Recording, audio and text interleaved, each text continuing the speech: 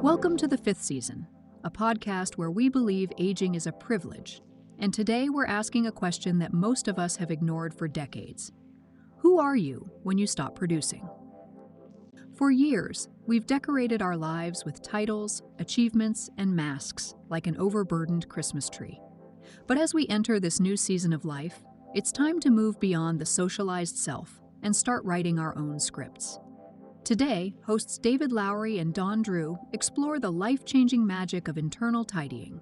They'll discuss how to declutter your identity, set down the heavy masks of perfection, and find the courage to be unapologetically yourself. Welcome to the fifth season podcast, Conversations on Successful Aging. Aging is a privilege, and we want to have conversations on how to do it well. I'm David Lowry, and I'm joined by Dawn Drew.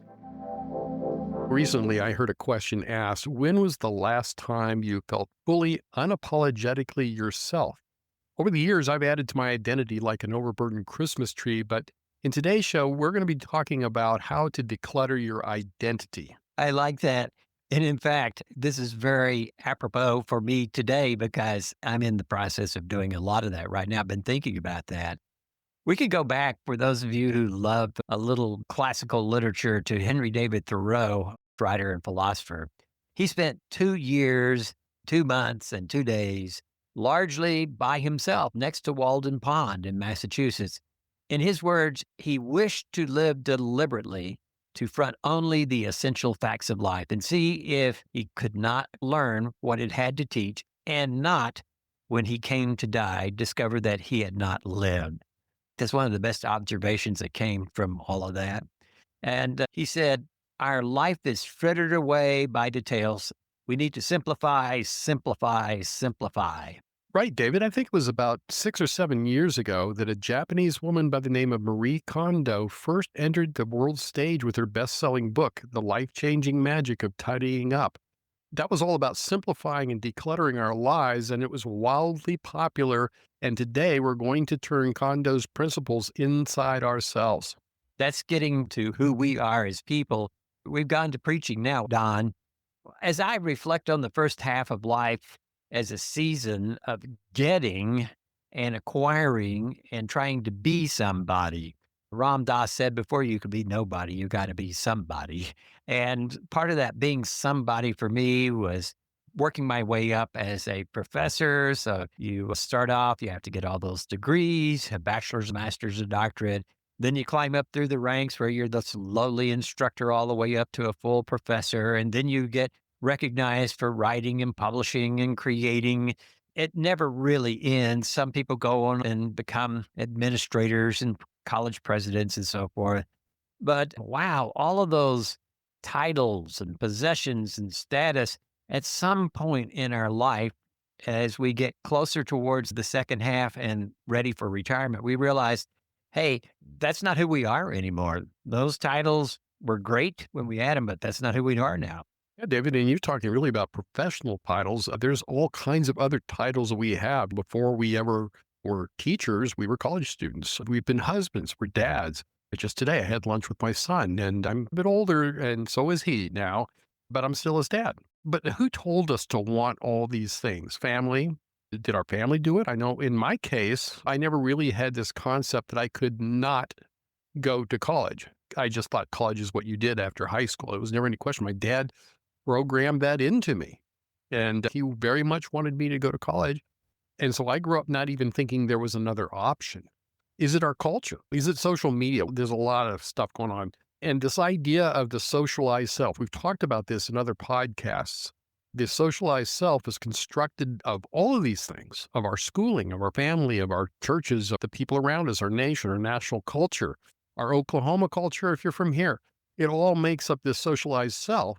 And you and I have talked about how important it is to move beyond that to what we call a self-authoring self, or even a self-transforming self, in which case we're writing the script ourselves. So a lot of these things that we became, or these titles we wear, these masks we wear and so forth, a lot of them were given to us and we just accepted them. So let me ask you a question, David. Did the things that you accumulated, these titles and so on, did they actually fulfill you? Well, yes, some of them actually did. I actually did find very fulfilling. For instance, in my area, which was communication, I always loved the study of communication. I love reading about it. I love writing about it. I love teaching it. I loved doing things in it. So, yeah, all of that fit with my nature very well. But some of the other roles that I had, for instance, which was to be a deacon in my church and later on an elder in my church, and I did those things, but I didn't enjoy it at all. And I'm not blaming the church. If there were anything to blame, it would be my expectations of what I was supposed to be and do, which had been handed to me by the culture, the socialized self that you're talking about. Where I'm going with all that, Don, is yes, these things were real gasoline to a 30, 40, 50-year-old guy. And it moved me along. It allowed me to feed my family, raise my kids, have a decent amount of possession, and do a lot of fun things. But when I get to this age of life that I am now, I realize that those were just things that were important at the time. They don't last. They don't stay with you. And I'm a lot more concerned these days about who I am on the inside and what I have to offer other people as a friend, a compassionate companion to my wife, and on we could go. So the pursuits weren't wrong. They were necessary, Don. But I'm just wondering, as you think about all the hats that you wore over the year, and you wore quite a few, how have you sorted through all of that? Yeah, a lot of the things that have done, the titles and so forth, that have been fulfilling, but they also sometimes just kept me busy. So my answer would be some of both, right? Education, for instance, was always important to me. The titles that came with my increased education were very validating of my love for being an educated person. But the longer I wore those titles, the more I realized all that I didn't know. I don't get the kick out of it that I once did because I know what it is. I know what I had to go through to do it and what it really meant. But what I catch myself doing is I catch myself still introducing myself primarily as a former professor because I want people to know that I've accomplished these things.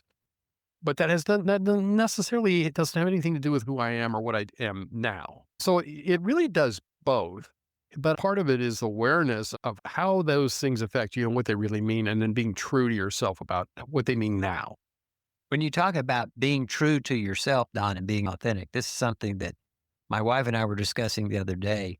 We're trying to make a choice when we meet new people or visit with our friends or get together with people to talk a lot less about the things we used to do and used to be, and change the topic to who we are today and what's important to us that brings meaning to our life as opposed to prestige to our life, Don. At some point, I guess what you're saying is the accumulation of all this stuff, all these things we've gathered over time, it just becomes cluttered in our lives. And I think this started in full bloom, this realization when I was in my 50s and I was at the pinnacle of my academic career. I started realizing that I needed to unload some of these things. A very common term that we use for these kinds of identities are masks. So let's transition to that way of thinking, David. Can you help us define what masking is in useful terms?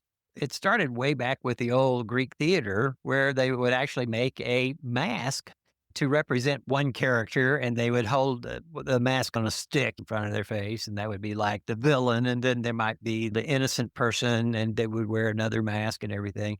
And we've all been wearing these masks all of our lives. Sometimes it was the dutiful son or daughter, or maybe it was the faithful husband or the hardworking employee. Just think of all the masks you've worn. You've worn the mask of a father, and a lover, and all these things that you wear. So clinically speaking, we have a very fractured personality. When I say fractured, what I mean is sometimes we don't know who we are. Are we the teacher? Are we the professional? Are we the religious leader? We get so caught up in all those things that we were doing that we forget that there's a greater thread within us, the authentic person that we should want to be, that doesn't place a value on being greater or less than anybody else, but just wants to be a loving expression of kindness and compassion and helpfulness to other people. When you think about all that, is that really what we want to wear in front of our children, in front of our family and friends? Or is it about time to say, hey, I'm going to let that go maybe it's time to say, hey, let's take this to Goodwill and move on. Well, they have served a purpose. Okay, so let's talk about a couple of them here. Okay, so think about the idea of the competent professional. I know that you and I both in our careers have wanted to come across as being competent professionals. Why do we do that? Why do we put that mask on? We have a hope that we'll be respected when we wear that mask, or the always strong parent, the hope that our children and friends won't see the inadequacies that we have. Quite often we feel like we have to be perfect parents, so we put on the perfect parent mask, but there's another kind of mask. Then a couple of favorites of mine, the person who has it all together, the hope that it won't be found out to be fake. There's this thing called imposter syndrome, and anybody in the workplace that has been promoted or moved into a new position, they put on this mask of total competence and so on, but inside we feel like an imposter. The person who has it all together really is a myth. It really is. And we may have our moments where we have it all together, but we don't keep it together very long. Another favorite of mine is the people pleaser. And when somebody is people pleasing, they're hoping to be liked. So we wear these masks, and there's so many more. Some of them are titles, some of them are types of ways of being and so forth, but they're all designed to send a message that is not necessarily true about us or who we are. Absolutely. I have some friends of the family who I know are going through a rough patch. Kids are kids, right? What can we say? And they can sometimes really put you through it. But when they talk about their kids, it's always with the best possible face and their family is doing great. And we know for a fact that is not the truth. We both miss when we can't be vulnerable enough just to say what's really happening in our life. We feel like we have to be that person that puts it all together or is loyal and never shows a chink in the armor or anything like that. And more as I get older, I want to be real with other people without them feeling like they need to fix me. And I also want to be able to listen to other people's woes and problems and have them know you can talk to me about that. And there's not much I can do about it, but we can walk through it together and be friends and just be real with each other. And at the same time, look for things that are happy and joyful and other things. But I'm not looking for perfect friends. And I'm certainly not perfect. And I hope they aren't looking for perfection in me. I just want to be an authentic human being. Do you find yourself a little exhausted by all of these masks that people wear? The answer at one time was yes. I think where I have gotten myself into trouble in the past when I was younger is that I was trying to wear all of these masks and continue to wear them all at the same time, and it was exhausting. Today, just speaking about this very day, I've been a husband, a dad, a gardener, because I was pulling out a lot of plants this morning because of the bad weather, and a podcaster. And whichever I need to be in the moment is where I'm at now. There's a hidden cost to all of this chronic masking that we do. Can you talk a little bit about that? The hidden cost is when you are wearing a mask that's not really who you truly are. If your life is a bit of a struggle, but you feel like you must wear the mask of having it all together and never letting anybody see that you're sweating or having any kind of difficulty, that can be a bit exhausting. The idea that you must wear this mask of competence, this idea that you're only as good as the last thing that you produced, or this idea that you must be effective and efficient in all things.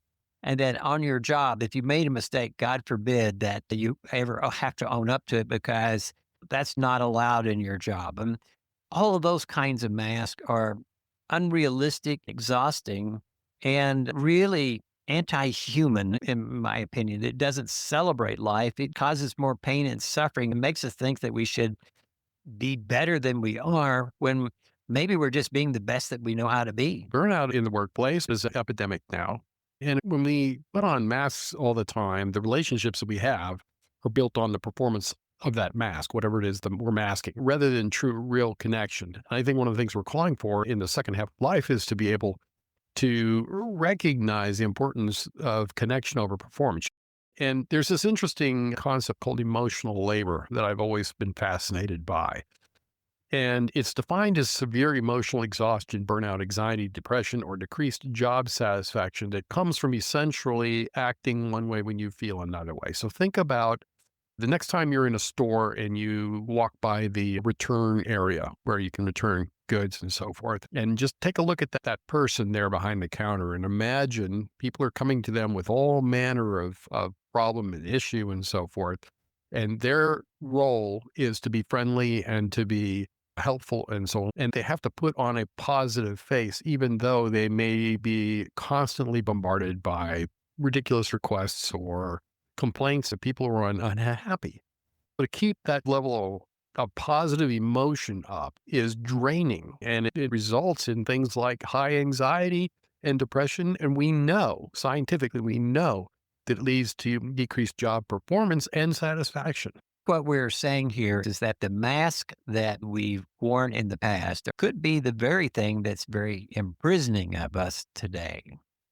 Don, as you think about these masks and things like this, I think you and I both say it's about time that we simplify a bit. That might be the turning point for finding a better way forward in our aging years. In the opening line we're quoted, Thoreau was talking about material simplicity, but he was also referring to psychological simplicity. Okay. There's not that much difference in the way he uses it. He recognized how much material clutter, in this case, just life, was blocking him from being able to effectively use his mind. So he had to remove himself from all the noise in order to find time to think and to think clearly. And so that was his goal. He was out there for a little over 2 years, pretty much by himself. He went into town a couple of times, but he had almost no visitors and he did not go into town anymore, and he had to. He was trying to live by the pond by himself, to write, to think, and to become effective in his thinking.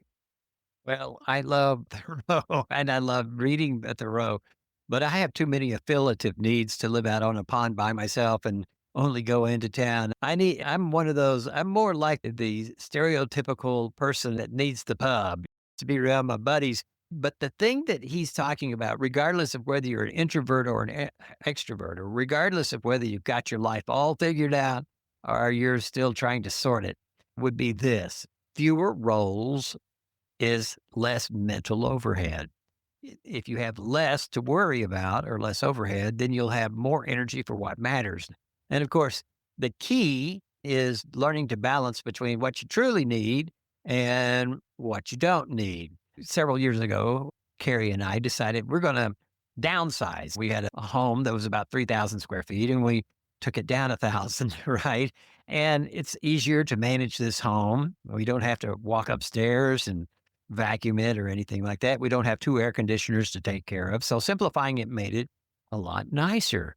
And we've given a lot of things away. I have found that by doing that, that my life is easier to manage and there's less overhead in my mind. So before I would go on a trip and I'd buy all these things.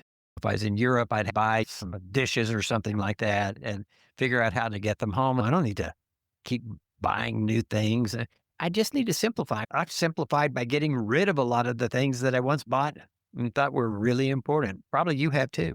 You've come about this hard earned, and you've come about it in later life. But many of our listeners may be at that point now where they're coming into the second half of their life, and they probably have already questioned the ladder that they've been climbing all these years. One way of looking at this is that our roles come in stages in our lives. And in midlife, we're questioning the ladder we've been climbing because we've had to do things to get a right to be on that ladder. We've had to earn degrees or promotions in order to be able to advance up that ladder. But now they're questioning whether or not the ladder is all that important to begin with. And, that's a tough thing to realize, is this ladder you were climbing that meant so much and that you were willing to advance and put on all manner of masks and faces to be successful at it. And then realize, well, gee, maybe that ladder wasn't all that great after all. This effort you're talking about, which is to simplify, actually requires a bit of courage. It's a bit of a paradox with simplicity. We think about simplicity as being easy, but the paradox of simplicity is it actually takes courage to do less and be less. It's easy to go to Vienna like you did a year or so ago and buy stuff and bring it home, right? That's what's almost expected of you. But it's more difficult to say, hey, I really don't need this. We've been rewarded all our lives for doing and being more.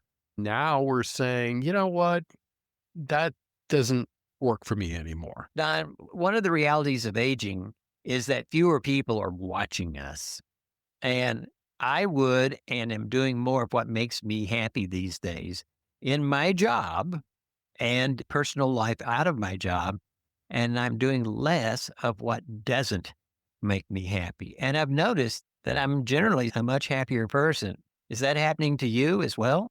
Yeah, David, what you're really talking about is authenticity and how important that is at this stage of our lives to be authentic to ourselves.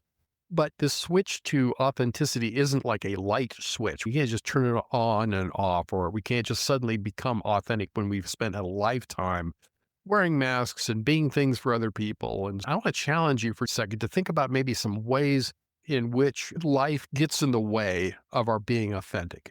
When you said that authenticity isn't a light switch, one of the things that occurred to me is if you've been wearing all these masks all these many years, sometimes when your children grow up, for instance, in their weight, you have to discover who you are. Or if your marriage didn't work out, suddenly you have to discover who am I without this partner? What do I really want to do with my life if I retire? It's time for us to realize that those things aren't going to help us anymore. We're going to have to grow towards something more important. If you care what other people think to the point that you won't be yourself or say what you truly think and believe, or you fear the rejection or judgment from other people so that you allow that to keep you from being who you want to be. It's sad if you're still living as though you must please other people in order to be okay. At some point, you have to be good with yourself, good with your ideas, comfortable in your own skin. And if other people like it, that's wonderful. But if they don't, maybe those people aren't for you. Maybe it's time for you to be there for yourself in a kind of loving and compassionate way, I want to add. But when we can be who we authentically are in a loving, compassionate way, other people find that they're attracted to it. David, as we're moving towards the end of our podcast today, I want to talk about a couple of practical starting points because I would imagine many of our listeners are going, okay, so this is interesting and good stuff. What do I do? Well, the truth is that awareness is the first act of freedom. Notice when you're masking, when you're putting up these false faces. Sometimes when I meet people, I catch myself putting on the mask of being an intellectual or academic, however you want to say it, because it's safe, I qualify, and it generally earns respect. So I tend to bring it up. I put that mask on because I want people to think of me in a certain way. But it really doesn't represent a lot of who I am now. So I am becoming increasingly aware of when I'm doing that and catching myself doing it. That's number one. Number two, it's important to start small. Just like most things, you really need to start with the first step. Be honest in one conversation you'd normally perform in, like the example I just gave. The next time I'm introduced, I think I will simply say that I'm an artist and a podcaster. And if someone has more questions, I'll answer them. That's a pretty easy thing to say. I could describe myself in a lot of ways, but being honest with others, in the process, being honest with ourselves. And then the third step is probably to ask yourself regularly, is this what I want or what I think I should want in terms of who I am, my identity has been constructed in the present? This idea of, or what I think I should want, there's that dreaded word should. To me, that's a word that needs to be stricken from the English language. Should is useless because we determine if we're self-authoring, self-transforming people, if we are simplifying our identity, taking off our mask, however you want to say that, we are, in a sense, driving away the shoulds from our life. A good friend of mine said, we need to stop shooting on ourselves. And I think they're right. Well, that works. So the reward is that the relationships and experiences we have, then, if we do those kinds of things, they will reflect our real self. And so with that, let me revisit Henry David Thoreau. He went into the woods not to escape life, but to live more deliberately. Living more deliberately means living in the moment and being pleased with who we are now. You're absolutely right, Don. And as we get ready to close, we might ask ourselves this week, what's a role or expectation or mask that we're ready to set down? Don, you were talking about how you might introduce yourself later on, like a writer or a podcaster or an artist. We get to choose. We get to decide who we are and how we want to introduce ourselves. We don't need to be apologetic about it. We should just say, that's who I am today. And I encourage us to go about that this week and do that. Thank you for listening to the Fifth Season podcast with David Lowry and Don Drew. Please visit our website at fifthseasonpodcast.com and like or share our podcast with your friends. Also, please email us with your questions or suggestions for future podcasts. We really do want to hear from you. Join us again next week. And finally, thanks again for joining us on this journey of successful aging. We'll see you next week on the Fifth Season.